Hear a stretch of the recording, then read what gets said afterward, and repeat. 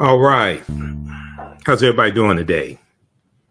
Hotep. Hey, this is Michael Imhotep, founder of the African History Network, host of the African History Network show. I'm a talk show host, researcher, lecture writer, and historian. So it is Wednesday, November 23rd, 2022, and we are live. All right, I wanted to come on and talk for a short period of time. I wanted to give an overview of a preview of the online class that I teach on Wednesdays, Ancient Kemet, the Moors, and the Ma'afa, Understanding the Transatlantic Slave Trade, what they didn't teach you in school. But also, I wanted to talk about this topic, and we deal with this in my 10-week online class. I wanted to deal with this topic of African empires and African civilizations that Europeans tried to claim as their own. And in some cases, Arabs tried to claim it as their own as well.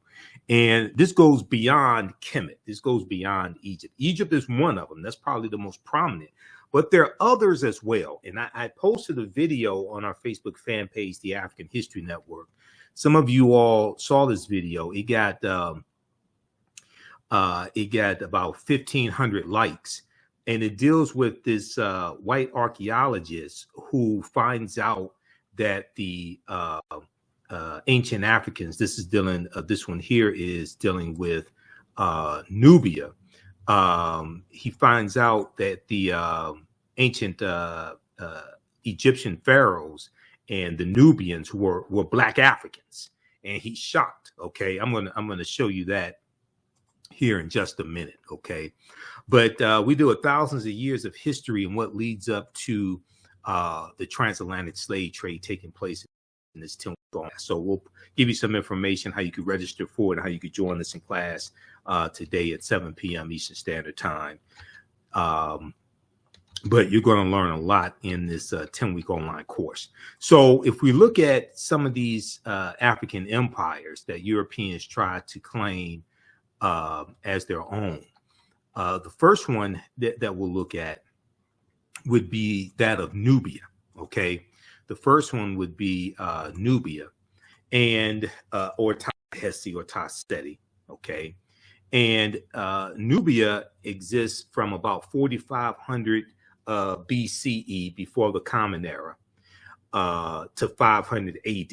Okay, and somebody E. Verdi says South Sudan like the Egyptian. Yeah, so you're looking at the lower portion of Kemet or Egypt and the upper portion of the Sudan. This is the area that was Nubia. Okay, you're going to have a larger region that's going to be Kush. That's basically a region as opposed to a country. Okay, so let's look at this here, and I'll post. We have information here in the thread of the broadcast to register for the class. Also visit our website, theafricanhistorynetwork.com, theafricanhistorynetwork.com. And you can register for the class right now. Okay, and I'll post the information here on the thread of the broadcast as well. The class is on sale $60, regularly $130. It's on sale for a limited time only.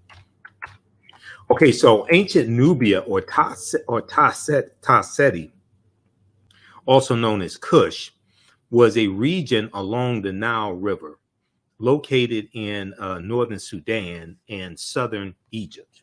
Located in northern Sudan and southern Egypt, or Kemet. It was home to some of Africa's earliest kingdoms, known for rich deposits of gold. Nubia was a major trading port for luxury goods that came from sub-Saharan Africa, such as incense, ivory, and ebony. Now, the first monarchy of recorded history was established in Nubia. The Nubians were also known for their exceptional archery skills. Okay, their exceptional archery skills that provided the military strength for their rulers. Okay, so one of the names of Nubia is also land of the bow. Okay, land of the bow. This is what Taseti means, land of the bow. You'll also hear referred to as Ta-Nehisi as well. The southern portion is Ta-Nehisi, if I remember correctly, Ta-Nehisi. Now, kings of Nubia ultimately conquered and ruled Egypt for about 100 years, for about 1 century. Monuments still stand in modern Kemet, or modern Egypt and Sudan, at the sites where Nubian rulers built cities, temples, and royal pyramids. Now, in the 1800s, the Western world's interest in Nubia was awakened by the discovery of the ancient empire's monuments, which were reported almost simultaneously by individual British, French, and American explorers. Many of them found it difficult to credit indigenous Africans for building such a civilization. Now, this is the same thing that we found with ancient Kemet, ancient Egypt. Europeans found it hard to ascribe the pyramids and the temples to indigenous Black African people. All right. And one of the theories, and if you read Nile Valley Contributions to Civilization by Tony Browder, one of the we use in the 10-week online class. I'm around, we're going to do like 11 to 12 weeks because some sessions I had to cut short because of my work schedule. One of the theories was from these European archaeologists and scientists, things like this. One of the theories was that the ancient Egyptians were brown-skinned Caucasians. This is one of the theories that they had, over the years. They said that they were brown-skinned Caucasians. They tried to classify them as anything but being Black African, but being Negro. Okay, they said no. They maybe they're Semites, maybe they're descended from these people, maybe they're brown-skinned Caucasians, anything but Black Africans. Okay, now, so many of these scientists and archaeologists found it difficult to credit indigenous Africans for building such a civilization. Then you had some idiots who said, "Oh, well, maybe aliens built the pyramids because we they can't figure this out. So maybe aliens built the pyramids." Now, there are twice as many pyramids in the Sudan as there are in Egypt. There are twice as many pyramids in the Sudan as there are in Egypt. Okay. The Only Child said there is a study guide to Nile Valley Contributions to Civilization. That is true. I have the study guide also. Okay. Browder's a friend of mine.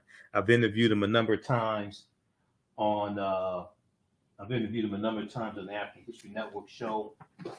And this would be the study guide for Nile Valley Contributions to Civilization. I have that as well. Okay. All right.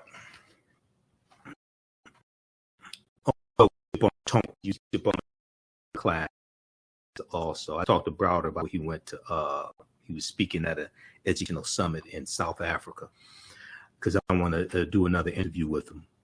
Okay, now let's continue here. Okay, so I showed this video. I shared this video on our Facebook fan page, the African History Network, a couple of days ago, and people have been watching it. They've been going crazy over it. It's gotten over 1,500 likes, and I see other people have been sharing our video, and other Facebook platforms have been sharing the video as well. Okay, so remember, we were one of the first ones to share it. But in this video here, you have this European scientist, all right, and he's disappointed when he finds out that ancient Egyptian pharaohs were Black Africans. He's disappointed. And when I posted this on our Facebook page, I said, who the hell did he expect the ancient Egyptians to be? Brown-skinned Caucasians? Because this is the information that has been put forth, but the same thing applies to Nubia because these are cousins. Okay, these are cousins. The same thing applies. And then when you see movies like Cleopatra starring Elizabeth Taylor, what this does is this colonizes people's minds, not just Europeans, but also African people, African Americans. It colonizes our minds and makes us think that these historical figures were Europeans, and they were not. This is the problem every Easter when people sit up and watch the Ten Commandments starring Yul Brynner as Ramses, okay? The Egyptian pharaoh, the Kemetic pharaoh. Ramses wasn't no European. He was African. That's a whole, I've done a whole presentation dealing with the history of Easter. We did this, we did it earlier this year. We did it April, around Easter time, 2022, to get deep into it and deal with the Exodus story as well. Okay, because the Exodus story is problematic. All right. So you trying to tell me, I'm gonna show this video in just a second, but hold on.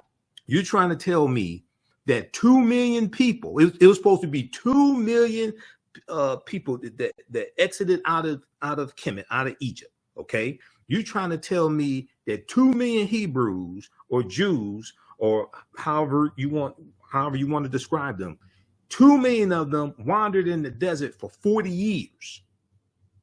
You trying to tell me 2 million of them wandered in the desert for 40 years?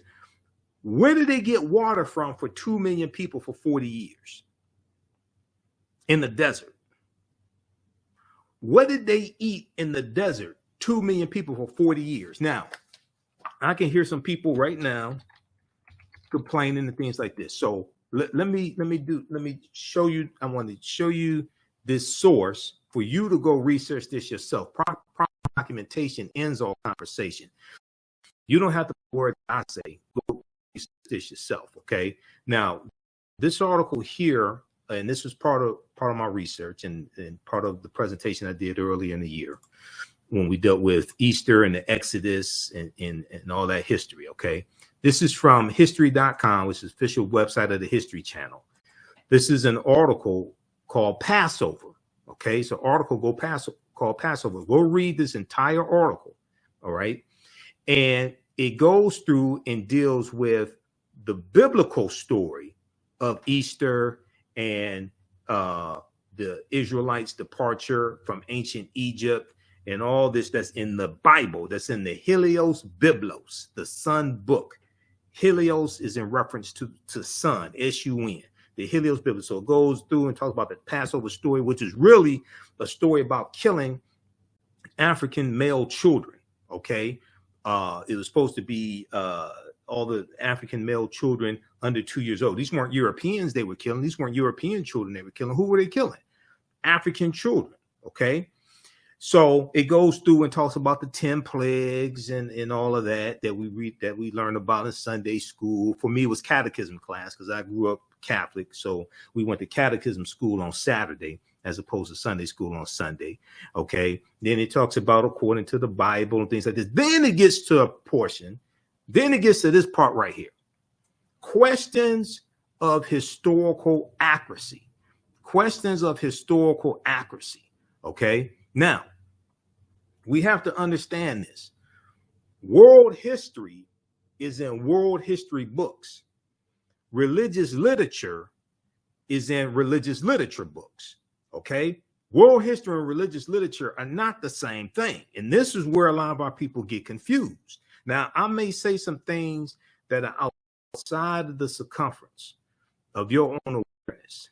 Just because you disagree with them or don't like them or haven't heard them before does not mean that they are not true. It just means you have to do some research to understand what I'm talking about. Okay. And I learned this from one of my teachers, Dr. Ray Hagins. And I usually have this in my presentations, especially when I do presentations, and especially when I do presentations in person, and I may be dealing with a mixed audience, may have different races in the audience, things like this. Okay. So I usually have people put their fingers together to form a circle. And I usually say something like this. The space inside this circle represents my realm of knowledge. Everything that I think I know about whatever I think I know is represented within the circumference of this circle. I must keep in mind that there are still things to know that exist outside the circumference of my own awareness. So the reason why I say this is because oftentimes when people hear something that contradicts what they believe or what they think they know, they automatically reject it without doing any research to determine the validity of the new information that they're learning. And they usually don't use that same level of scrutiny to analyze, critique, or evaluate what it is they believe or what they think they know. So just because you know everything that what you know does not mean you know everything there is to know about what you know. There's still things that exist outside the circumference of your own awareness. Okay, so I say that to say this here. So this section here of this article from history.com, history.com is the official website of the History Channel. In the article called Passover, it says questions of historical accuracy. Questions of historical accuracy. And it says for centuries, scholars have been debating the details and historical merit of the events commemorated during the Passover holiday. Okay, for centuries, scholars have been debating the details and historical merit of the events commemorated during the Passover holiday. Despite numerous attempts,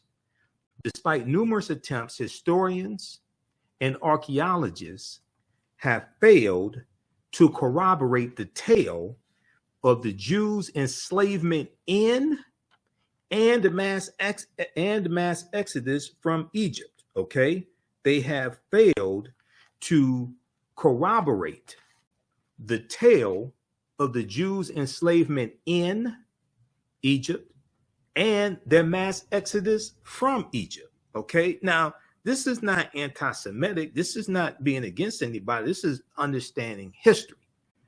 Okay, go read this article. This is not me saying this. This is what the History Channel is telling you.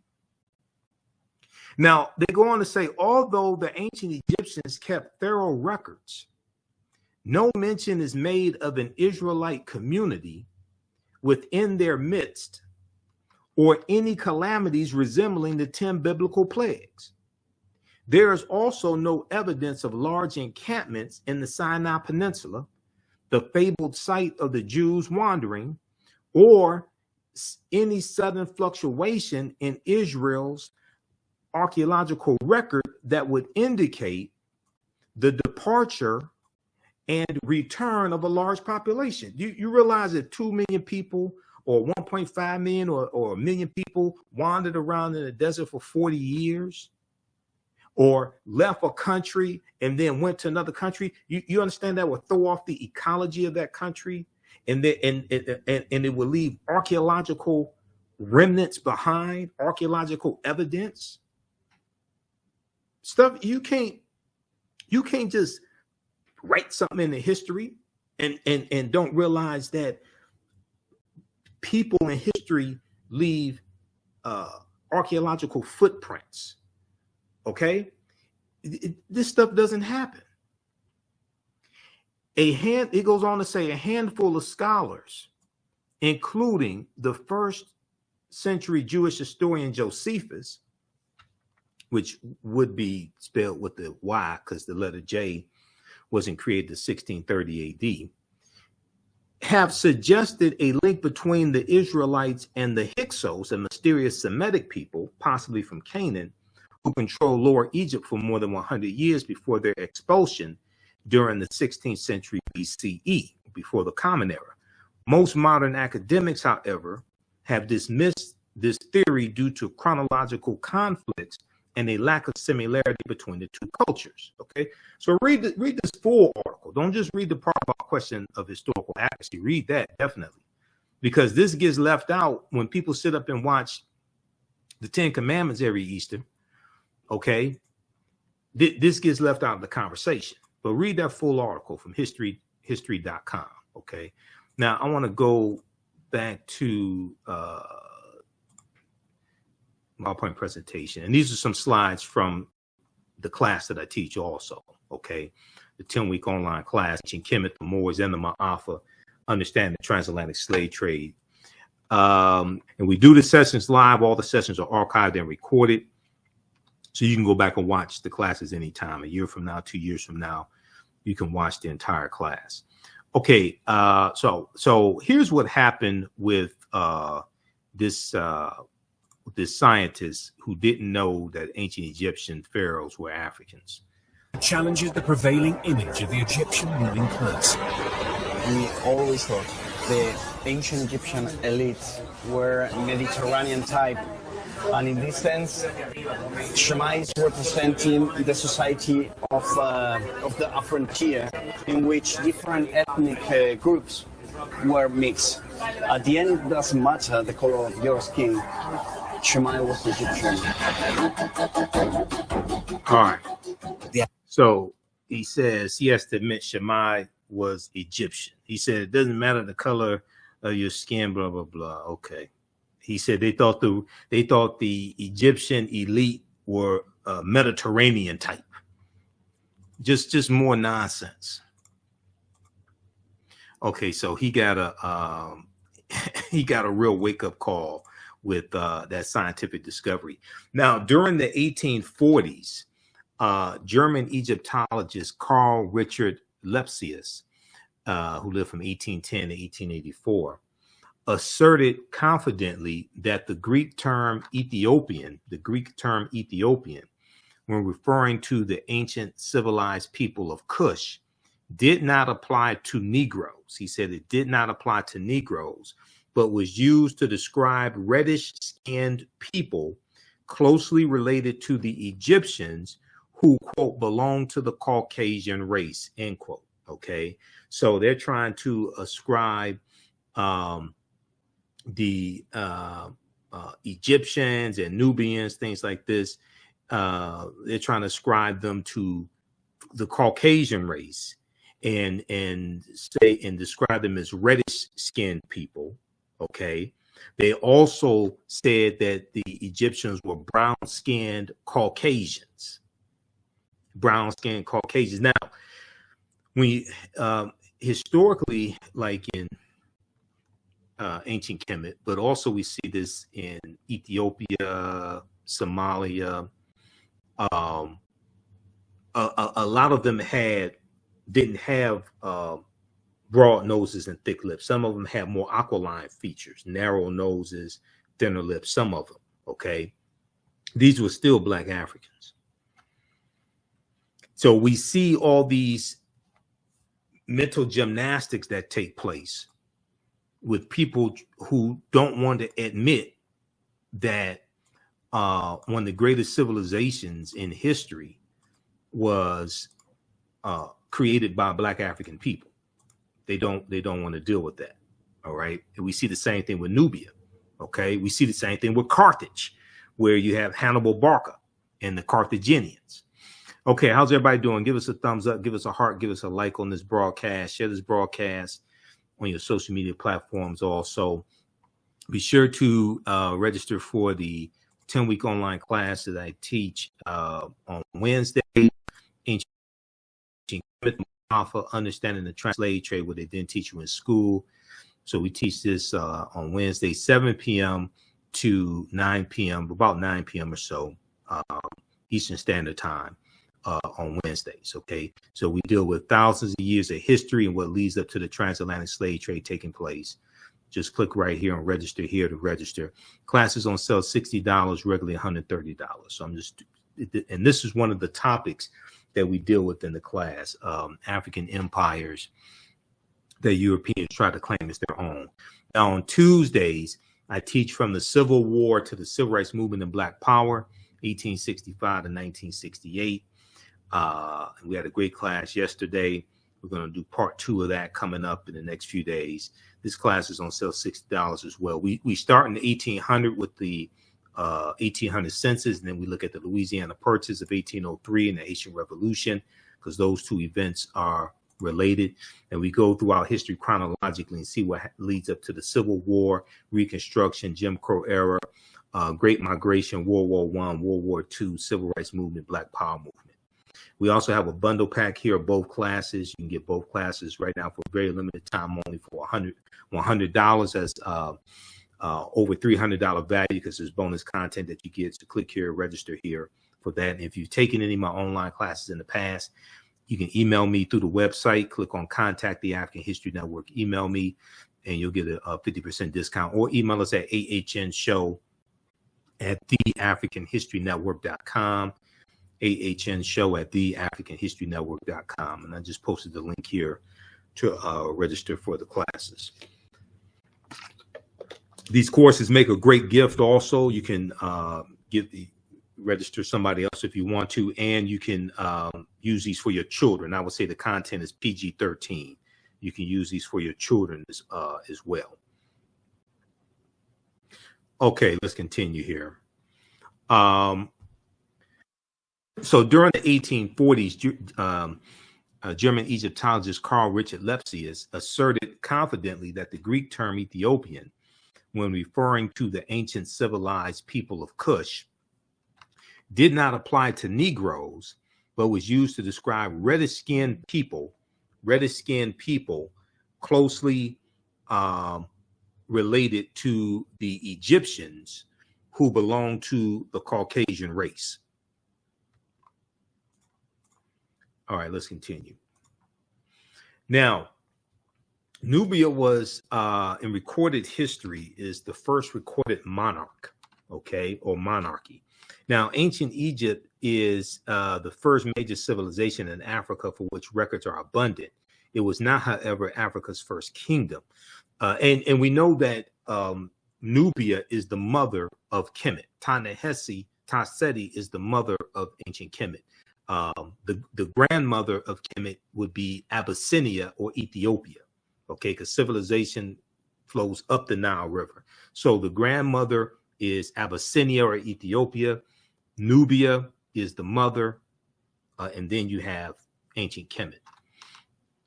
So there was an article from the New York Times from March 1st, 1979. March 1st, 1979, and I read the article today. I've seen excerpts of the article previously, but I read the article in its entirety today. A March 1st, 1979 article from the New York Times. It was a front page article written by journalist Boyce Rensberger, Rensberger, Rensberger, reported, quote, evidence of the oldest recognizable monarchy in human history, preceding the rise of the earliest Egyptian kings by several generations, has been discovered in artifacts from ancient Nubia. Has been discovered in artifacts from ancient Nubia, or Ta-Seti. The artifacts, including hundreds of fragments of pottery, jewelry, stone vessels, and ceremonial objects, such as incense burners, were initially recovered from the Custul, Qustul cemetery by Keith C. Seale, Seele, a professor at the University of Chicago. Now, when we look at the definition of a monarchy, so we'll consult Encyclopedia Britannica for this, Britannica.com. A monarchy is a political system based upon the undivided sovereignty or rule of a single person, the undivided sovereignty or rule of a single person. The term applies to states in which supreme authority is vested in the monarch, an individual ruler who functions as the head of state and who achieves his or her position through heredity. They inherit it. They inherit it. Okay. Most monarchies allow only male succession, usually from father to son. Okay, but in Nubia, we saw a number of African queens in Nubia also. All right. Okay, let's continue. Also, if you like this type of information, you can support the African History Network. $ the AHN show through Cash App, $ the AHN show through Cash App, also through PayPal, paypal.me/the AHN show. That helps us keep doing the research, stay on the air, keep broadcasting. We have the information on the homepage of our website as well. If we look some more at this article that was cited from March 1st, 1979, it's a pretty interesting article. There have been advances made. There have been more archaeological discoveries that have come out since then. But it's interesting what they were saying in 1979. And I was 8 years old in 1979, by the way, as well.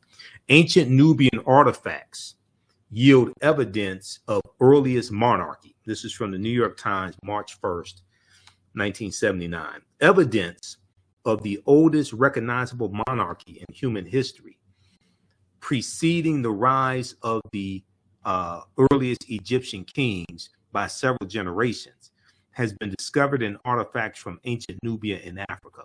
Until now, it had been assumed that at that time, the ancient Nubian culture, which existed in what is now southern Sudan and southern Egypt, had not advanced beyond a collection of scattered tribal clans and chiefdoms. The existence of rule by kings indicates a more advanced form of political organization in which many chiefdoms are united under a more powerful and wealthier ruler. The discovery is expected to stimulate a new appraisal of the origins of civilization in Africa, raising the question of to what extent later Egyptian culture may have derived its advanced political structure from the Nubians. The various symbols of Nubian royalty that have been found are the same as those associated in later times with Egyptian kings or Egyptian pharaohs or the Nasubitis.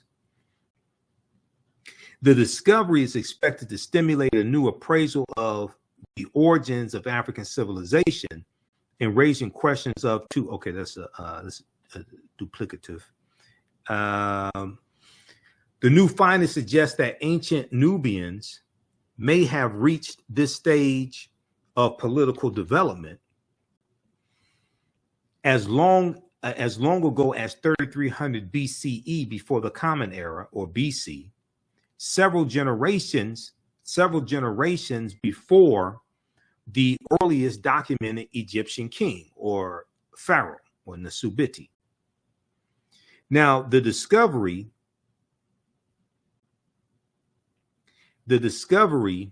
is based on study of artifacts from ancient tombs excavated 15 years ago. Okay, so that'll go back to like 1964 or so, because this article's from 1979, 15 years ago, and 64, 65, in an international effort to rescue archaeological deposits before the rising waters of the Aswan Dam covered them. Okay, so check out this article here from the New York Times, March 1st, 1979. Ancient Nubian artifacts yield evidence of earliest monarchy. Okay, now another African empire that Europeans try to claim as their own, all right, is that of Carthage. And we'll talk about Carthage in today's class. And when you register for the class, Ancient Kemet, the Moors, and the Ma'afa, Understanding the Transatlantic Slave Trade, at our website, theafricanhistorynetwork.com. And we'll post a link here again so you can register for the course. And we also have the bundle pack as well. We get both classes for $100. That's over $300 value. Because today we'll talk about the Punic Wars and Hannibal Barca and the Battle of Cannae. Okay, so there was a on the History Channel, they had a series called Barbarians Rising. Barbarians Rising. This was back in 2015. And Nicholas Pinnock portrayed Hannibal Barca. Okay. And he did an excellent job portraying Hannibal Barca. History Channel's newest documentary series, Barbarians Rising, tackles the fall of Rome over the course of 700 years of invasions. However, the most recent episode that aired Monday depicts Hannibal of Carthage as a black man, which he was, and many white history buffs are crying foul over what they say is historical inaccuracy. In the series, Hannibal is portrayed by Black British actor Nicholas Pinnock. He did a fantastic job of it. I've posted his picture on our fan page, the African History Network, before also. Okay, so the famous Carthaginian Hannibal Barca was a thorn in the Roman Empire side. He became a general at the age of 26 and managed to unite barbarian tribes to stop Rome's imperial rise. The military genius was famous for climbing the Alps with war elephants whose sole purpose was to stomp the Roman Empire. Hannibal Barca ultimately wanted to invade Rome, but he failed to do so. Now, there have been debates over the race of Hannibal. This debate still continues till this day. It's not much of a debate, okay? The Carthaginians are descendants of the Phoenicians. Phoenicians are descendants of a larger group called the Garamantes. These are all African. These are Black African people. These are not Arabs. These are Black African people. Check out this article from AtlantaBlackStar.com from June 7th, 2016. It was 2016 that the series came out, Barbarians Rising. History Channel portrays Hannibal as Black. White people cry foul over historical revisionism, okay? And Carthage, which exists from 813 BCE to 146 BCE, because Rome destroys Carthage, okay? This is another African empire that Europeans try to claim as their own as well. Okay.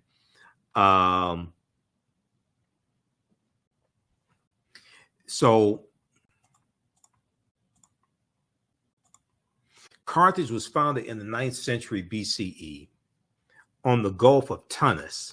From the 6th century BCE, before the Common Era, or BC, from the 6th century BCE onwards, it developed into a great trading empire.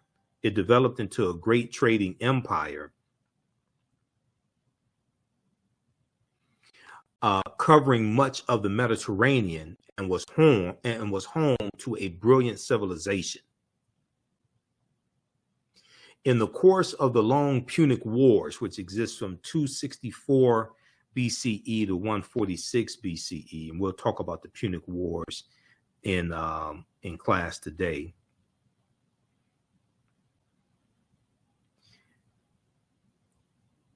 In the course of the long Punic Wars, Carthage occupied some of Rome's territories before finally being destroyed by its rival Rome in 146 BCE. Now, in his book, World's Great Men of Color, Volume 1, Joel Augustus Rogers, better known as J.A. Rogers, asserts that the Carthaginians were descendants of the Phoenicians, a Negroid people, and that, in fact, until the rise of the doctrine of white superiority, Hannibal Barca was traditionally known as a Black man. So when we see a rise in the European phenotype, and Europeans are coming out of the Dark Ages, going from the 1300s into the 1400s AD, Common Era, as they start to conquer people's lands, and enslaved people, extracted mineral wealth out of their land, Europe is starting to rebuild itself. Europe had lost 1/4 to 1/3 of their population to the Black Death, the bubonic plague that hits in spurts from 1347 to 1400. So as you have a rise in European powers, Spain and Portugal and France and Germany, England, things like this, as you have a rise in European powers, you have a rise in the dominance of European phenotypes. So Europeans start to reinterpret images that were traditionally African. They start to reinterpret those as European. They reinterpret the Black Madonna and Child as being European. Okay. And the Black Madonna and Child was worshipped all throughout Europe. And we know that comes from Asar, Aset, and Heru, okay, who the Greeks called Osiris, Isis, and Horus. We see Michelangelo paint the Sistine Chapel, and he uses his aunt and uncle as the image of Adam and Eve, and he paints God as being white. We see Hercules was traditionally Black, traditionally African. He gets reinterpreted as being a European. We see Zeus. Zeus, in Greek mythology, Zeus is said to be the king of the gods, but they say Zeus comes from Ethiopia. Okay, he gets reinterpreted as a European. So we're going to see this take place when Europe comes out of the Dark Ages. All right, now,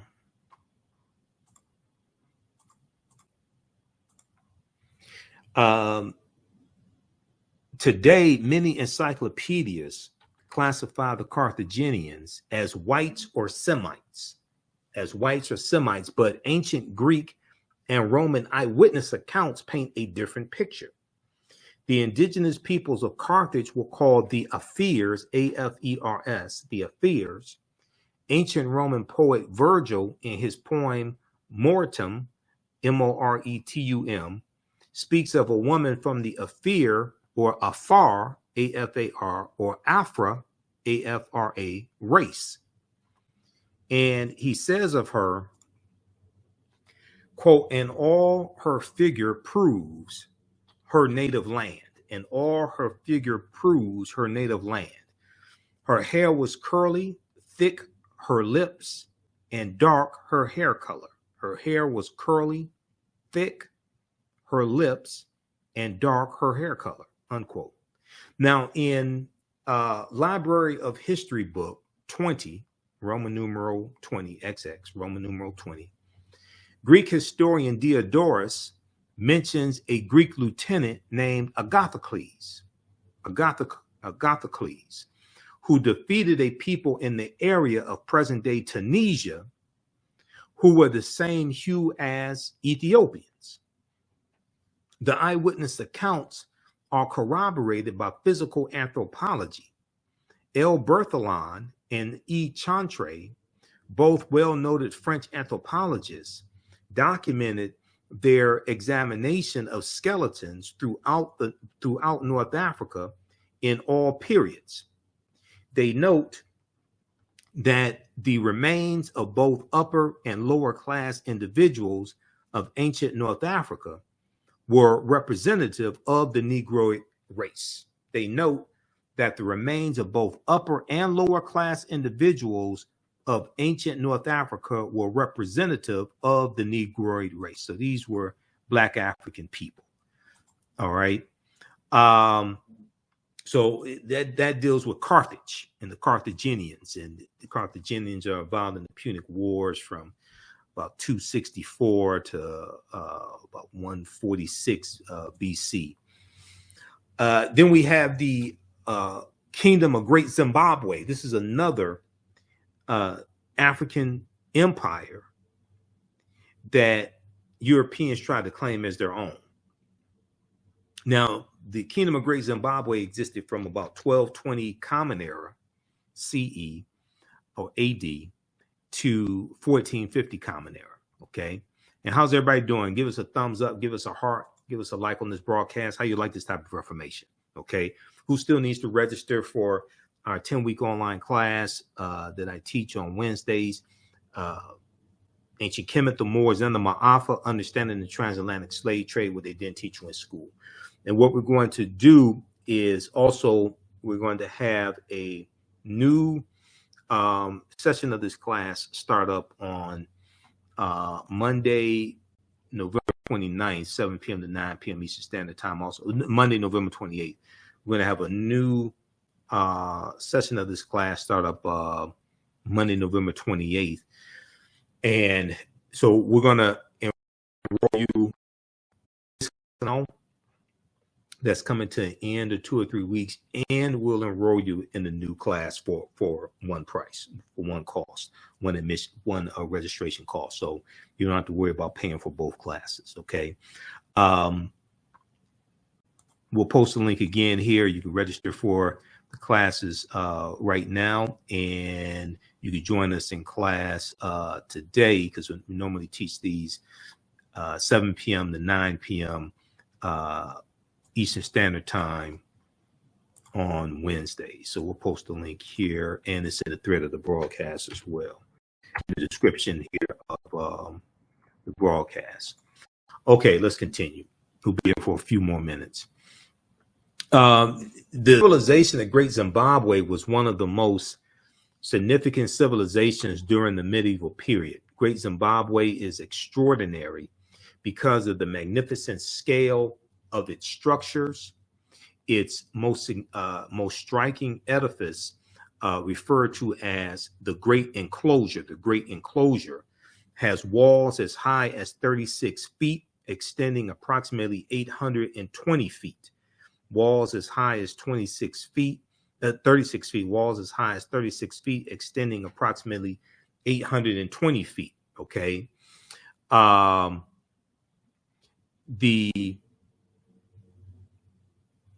Making it the largest ancient structure south of the Sahara Desert.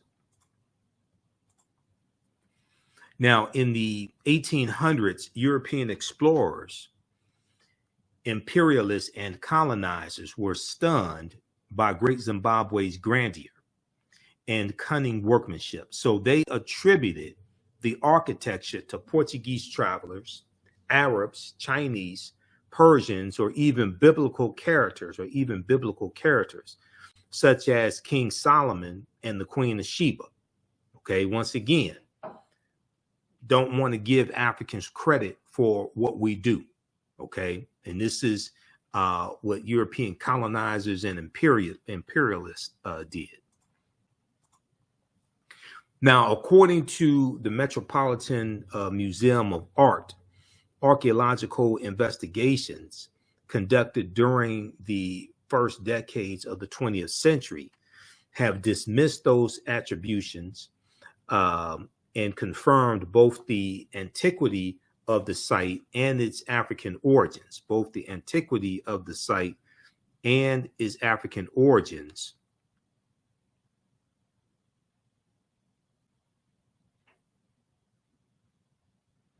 The antiquity of the site and its African origins. It was built by the ancestors of the indigenous Shona people, okay, who are in Zimbabwe today, the Shona, okay.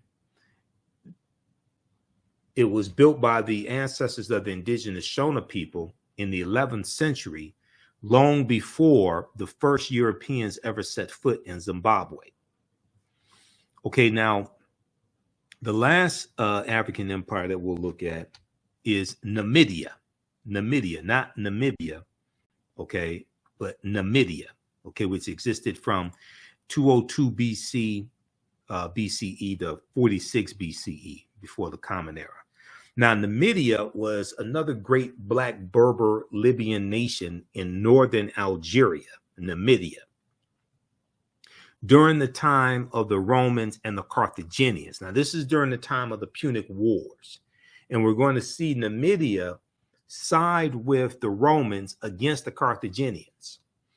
Now, it began as a sovereign state and later alternated status between Roman province and Roman client state. It is considered to be the first major state in the history of Algeria and the Berber world. Now, Numidia has also been classified by European and Arab historians as a Caucasian or Semitic built civilization. European and Arab historians tried to claim Numidia as their own, saying it was a Caucasian or Semitic built civilization. However, in his book, The Destruction of Black Civilization, by Dr. Chancellor Williams declared that Libya was once so nearly all Black that to be called a Libyan meant that one was Black. Okay? At one point, Libya was so Black that to be called a Libyan meant that one was Black.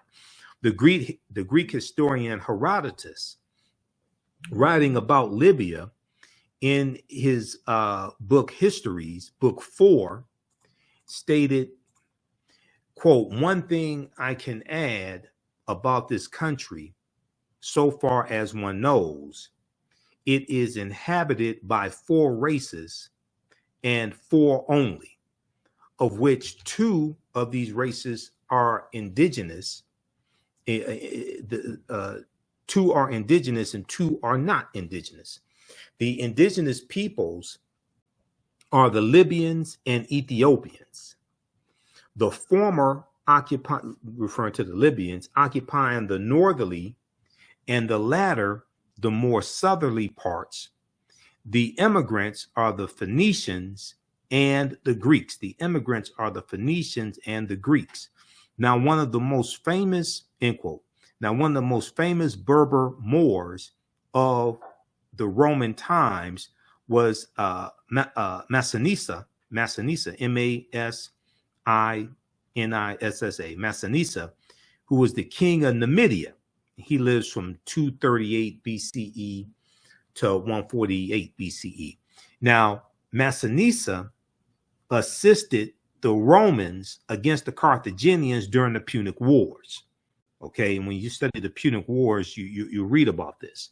We deal with this in the class. Now, this coin here depicts the coin depictions and statues of King Massinissa confirm without doubt that this great Berber leader and king of the Moors was phenotypically a Black African man with woolly hair, similar to the West African type. Now, Syphax, Syphax, king of the Massalinians, the Massalinians, Masaesylians,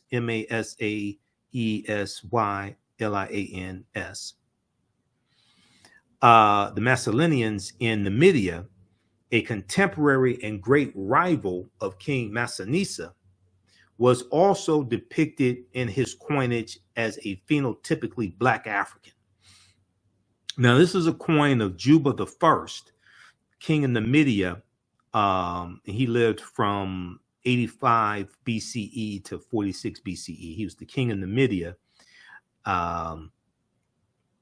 This is the front and back of his coin. Okay, a coin depicting him, I should say. All right.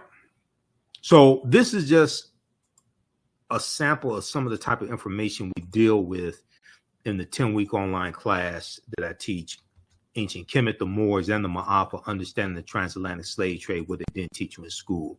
We go through and look at thousands of years of history and what leads up to the transatlantic slave trade taking place. And we try to look at this history as much chronologically as we can. We can start studying our history in slavery. There's some books that we reference also. You don't have to buy any of these books to follow along in class. Some of the, and these are different slides that we use in the course also. Some of the things that we deal with in the class, I'll show you this here. So we can't start studying our history and slavery. Even when we study the transatlantic slave trade, which is important to study, we can't start in 1619 or in the 1440s when the Portuguese get involved. We have to understand the history chronologically and deal with the 800-year occupation of Europe by the Africans known as the Moors, who enter into the Iberian Peninsula, today known as Spain and Portugal, in 711 AD, okay, into North Africa in 711 AD.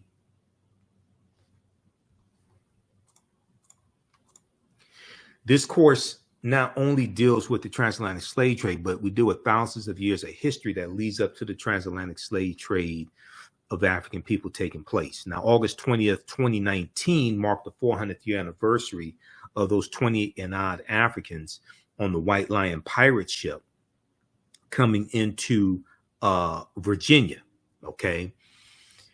And in Point Comfort, coming into Point Comfort on August 20th, 1619 in Virginia. Now, that year, 2019, was known as the year of return, as many African Americans were reconnecting and still are reconnecting to Africa and traveling to Ghana and other West African countries. When we discuss the transatlantic slave trade, we have to first understand that African people are the original people of North, Central, and South America and have been in the land we call the United States of America, or what Native Americans call Turtle Island. We've been here in this land at least 51,700 years. Now, this does not mean that the transatlantic slave trade did not happen. It means that we were here for tens of thousands of years before the transatlantic slave trade happened. It did happen, but you have to understand the history before that. So some of the things we deal with in class, what was the transatlantic slave trade? What were some of the events that led up to the transatlantic slave trade taking place? What role did Christopher Columbus play? Because Columbus is crucial to understanding the transatlantic slave trade and the spread of it.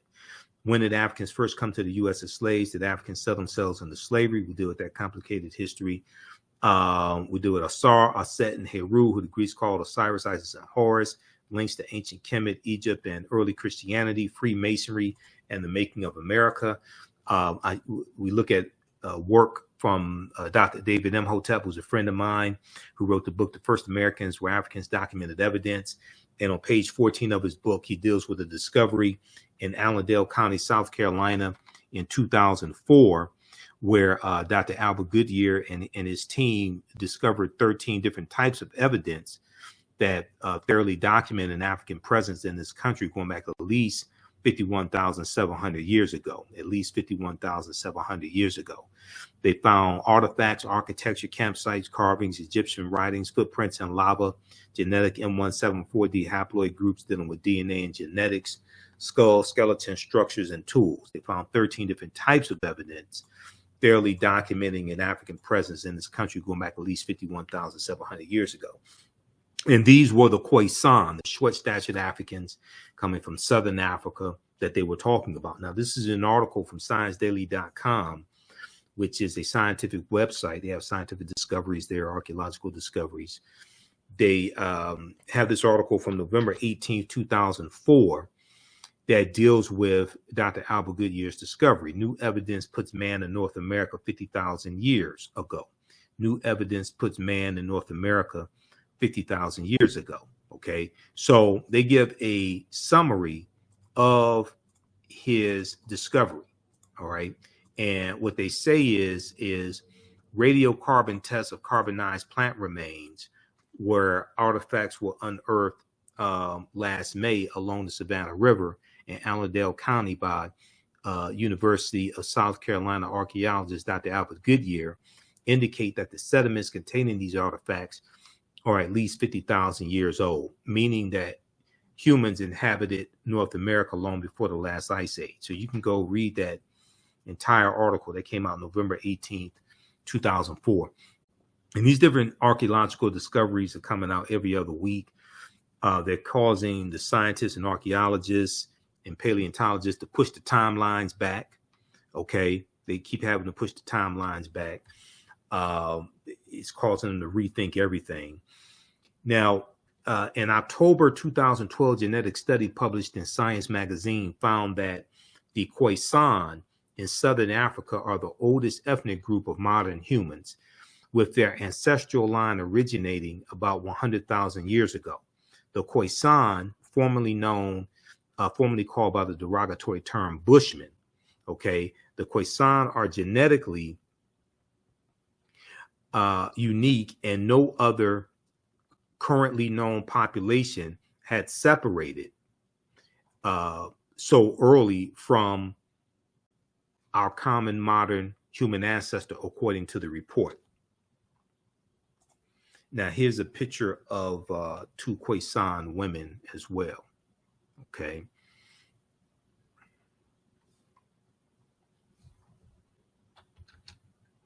All right. So we go throughout history and look at different archaeological discoveries that have come out recently, like this one here on the Greek island of Crete. In 2010, they found stone tools that date back 130,000 years ago, but Crete has been an island for more than 5 million years, and they're saying that this is strong evidence of sailing in the Mediterranean 130,000 years ago. And so these were African; these had to be African people, and this shows us sailing at least 130,000 years ago. We look at the lost city of Egypt. There are two lost cities of Egypt: Tanis Heraklion, that was built around 8th century BC, was swallowed into the sea, Tanis Heraklion, but then also Dazzling Aten, which was discovered in 2021. Okay, Dazzling Aten as well was another lost city. Okay, we'll look at this one. This was a good discovery here out of Morocco, where they found remains of Homo sapiens that date back 300,000 to 350,000 years ago, and this is over 100,000 years earlier than the remains that they had that came out of Ethiopia, that they said were the oldest remains of modern man, that they dated back 195,000 years ago. These here in Morocco date back between 300,000 to 350,000 years ago. Okay, and it shows we were migrating out of East Africa, the Nile Valley region of East Africa, much earlier than a lot of the archaeologists, etc., had previously thought. Okay, so we go through and we look at different civilizations. We go through and look at this history. We look at the African influence here in the U.S. We see the Washington Monument is an ancient African symbol called a tekken. The Greeks call it an obelisk, and we see tekens in New York City, London, England. We see them in Paris, France. These are tekenu for plural, that were taken from Africa. Ancient Egyptians called obelisks tekenu, and they were also used to tell time in the past. Their pinnacles were basically covered in gold to reflect the sunlight. Historians say the obelisks represented immortality and eternity, and their long structure helped connect the heavens and the earth. Currently, Cleopatra's Needle is the name given to 3 ancient Egyptian obelisks, one in New York City, one in London, England, and one in Paris, France. However, they do not all come from one Egyptian site. The obelisks in New York and London are carved out of red granite from the quarries of Aswan, a major source of stone for Egyptian antiquities. The 2 obelisks were commissioned by Nesubiti or Pharaoh Thutmose III for the Temple of the Sun in Heliopolis, near modern-day Cairo, with each weighing about 224 tons and 68 feet tall. Check out this article from face-to-faceafrica.com called Cleopatra's Needle, how 3 ancient Egyptian obelisks ended up in New York City, London, England, and Paris, France. Okay. And then we deal with, of course, Asar, Aset, and Heru, who the Greeks called Osiris, Isis, and Horus. We know there were at least 1,200 tekenu built in ancient times in ancient Kemet, but there are only about a dozen or less than a dozen are found in Egypt today. Many of the tekenu removed from Egypt are now in Istanbul, Turkey, London, England, Paris, France, Berlin, Germany, New York City, Rome, Italy, Vatican City, and elsewhere throughout the world. The Tekhenu are now called obelisks by their new owners, and few know their origin or that they symbolize the resurrection of the African king Asar. This is from page 17 of Egypt on the Potomac by Tony Browder. So we also deal with Freemasonry and the African influence on Freemasonry as well, and where those teachings come from. They come straight out of ancient Kemet, ancient Egypt. We deal with the Black Madonna and Child. Also, we look at some of the different Neteru, the different deities in ancient Kemet. We look at things like Sinterklaas and Zwarte Piet. In Zwarte Piet, Black Piet was a Moor. So this deals with the history of the Moors in the Netherlands and Holland, but also in Spain as well. Okay. So this is just a brief overview of this 10-week online class. There's over 50 articles that we reference in the class. It's about 100 or so slides, something like that. With the slides, we also deal with the film Black Panther. Okay, we talk about that in the class because there's a lot of African influences that we see in the film Black Panther, and the Panther deity Bast comes from the Neter, the deity Bastet, the goddess Bastet out of ancient Kemet. And Bastet was an ancient Egyptian goddess worshipped in the form of a lioness and later a cat. She was a goddess of warfare in Lower Egypt, Lower Kemet. She was worshipped as early as the Second Dynasty, 2890 BCE. So we deal with that in Black Panther. Then we go through and we look at some of the history of the Moors as well, and who were the Moors, and the Moors going into the Iberian Peninsula, today known as Spain and Portugal, in 711 AD. And they go in 710, led by Tarif, the general Tarif, for the reconnaissance mission, but then go on in 711 AD, led by Tariq ibn Ziyad. And we know where they landed in the Iberian Peninsula. They named the mountain Tariq's Mountain, Jebel Tariq, Tariq's Mountain, which we call Gibraltar. So when you hear about the Rock of Gibraltar, that is a mountain named after an African man, Tariq ibn Ziyad. Okay, and then we look at what leads to the transatlantic slave trade taking place. We look at the Moors losing control of Spain and that last stronghold, Granada, January 2nd, 1492. We look at Christopher Columbus and how Columbus is crucial to understanding the spread of the transatlantic slave trade. And Columbus never came to the land we call the United States of America. The closest he came here was Cuba, which is 90 miles away. But we're going to see Columbus is responsible for the decimation of 12 million to 25 million people. Right Reverend Bishop Bartholomew de las Casas, who traveled with Columbus on his voyages, some of his voyages, he estimated that Columbus was responsible for the murder of 12 million to 25 million indigenous people. Now, Dr. David Imhotep, in the book, The First Americans Were Africans, Documented Evidence, he talks about how 70% of the people Columbus encountered on his 4 voyages were African people. Okay, so then we go through and we look at and we see what leads to the transatlantic slave trade taking place. Okay, then we go through and analyze the transatlantic slave trade as well. All right, so this is a 10-week online class. We don't give any tests. We don't give any grades. You don't have to worry about that.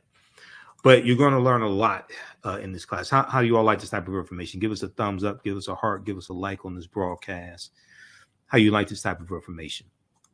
Okay, you can use this with your children also. I would say the content is PG-13. It's not overly graphic. I don't do a lot of cursing or anything like that. The class is on sale $60, regularly $130. We have the information right on the homepage of our website, theafricanhistorynetwork.com.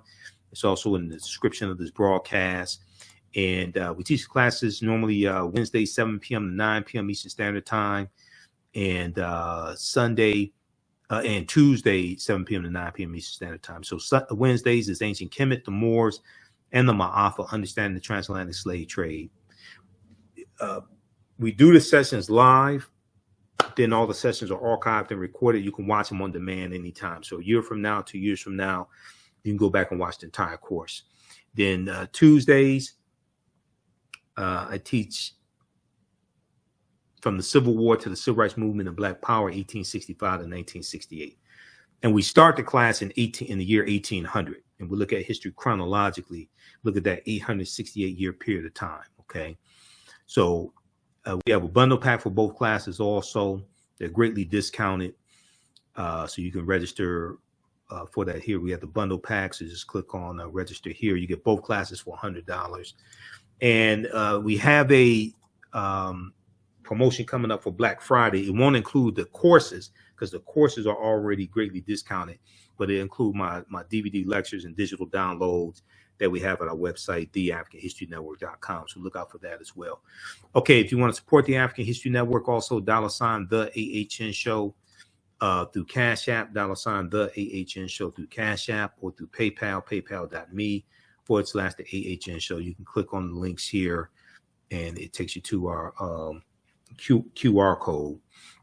This helps us keep doing the research, stay on the air, keep broadcasting, pay some of the bills, broadcast the our Sunday night show, the African History Network show on Sundays that I've been doing for 12 years, 6 years on 9-10 a.m. the Superstation WFDF here in Detroit.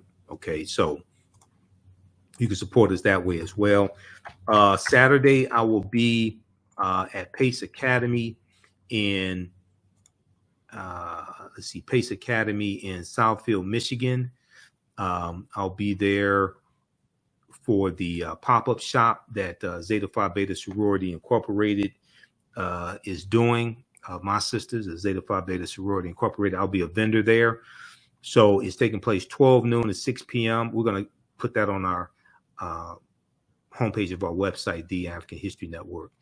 It's taking place 12 noon to 6 p.m. And I also posted it on my personal page. I need to post it on the African History Network fan page. Let me pull this up here. Where is this? Just a second. Let me pull this up here.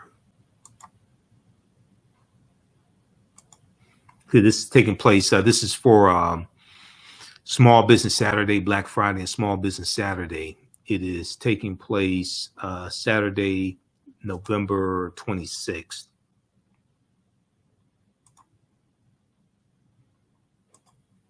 Okay, this right here. Let's flip over to this here. Black Friday pop-up shop, Saturday, November 26th, 12 noon to 6 p.m. Pace Academy, 23777 Southfield Road, 23777 Southfield Road, Southfield, Michigan. It's a free event, 12 noon to 6 p.m. Come on out, support the vendors. We'll have a vendor booth there also for the African History Network. So I'll have my DVD lectures, digital downloads, and also we have lectures now available on flash drive as well. So we put the lectures on a flash drive and you just load it onto your computer. So because a lot of people don't have DVD players today. So we have our lectures in DVD in digital download format and on flash drive also. Okay. All right. Look, we have to get out of here. Remember, at the African History Network, we focus on educating, empowering, and inspiring people of African descent throughout the diaspora and around the world, because right now it's correct wrong behavior. It's not over till we win. Wakanda